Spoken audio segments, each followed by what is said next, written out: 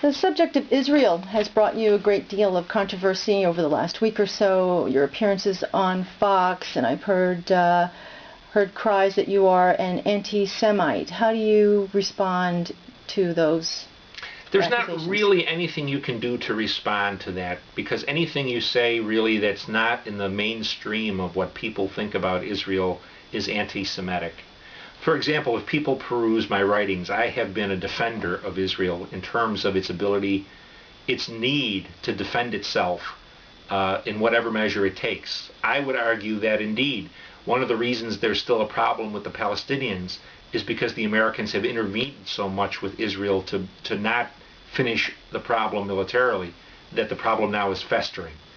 My position is that we are not served in America by being Israel's supporter and having our position in the Middle East and the Arab world be very damaged by that.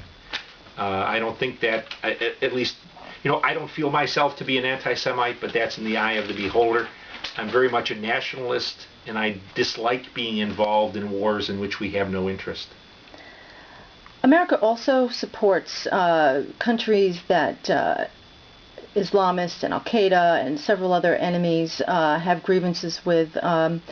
We also support China, Russia, and India. And these are places that where it would be perceived that Muslims are being oppressed. Why is it the focus solely on Israel and not Russia, China, and India? Well, I think increasingly there's a spreading consciousness of rebellion in the Muslim world.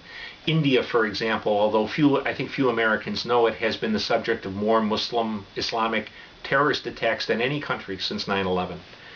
The Russians are being driven slowly but surely out of the North Caucasus by Muslims. So there's an assertiveness, a rebelliousness within the Muslim world that has grown significantly since 9/11.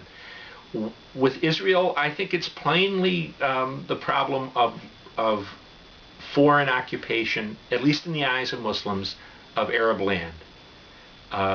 If we had, at the end of World War II, for example, transferred Tunisians in there, or Moroccans, there might have been some upsettedness about it, but it would have been the same religion. What the problem is that it is a Jewish presence on land that was occupied by Muslims, that is expanding, at least in the eyes of the Palestinians in the Muslim world, and that is guaranteed not so much by just the West, but by the Christian West. So for Muslims, it's clearly perceived as a Christian-Jewish, what they call a crusader operation. What it all really kind of spells to me very clearly is the absolute rock-solid intolerance of anyone different in the Arab world.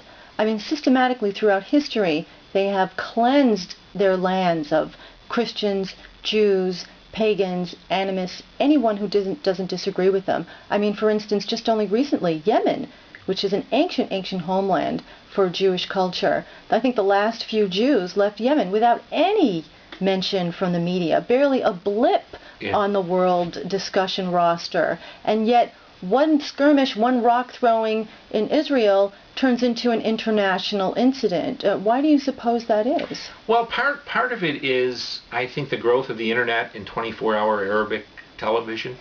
When I was a young intelligence officer, the Middle East was kind of a hothouse issue that a lot of people followed, but not a lot of people knew about. With the birth of the internet and TV, it has become a Muslim worldwide issue and not just a Levant issue. Thank you very much, Michael Scheuer, for joining me. Thank you, ma'am. Thank you.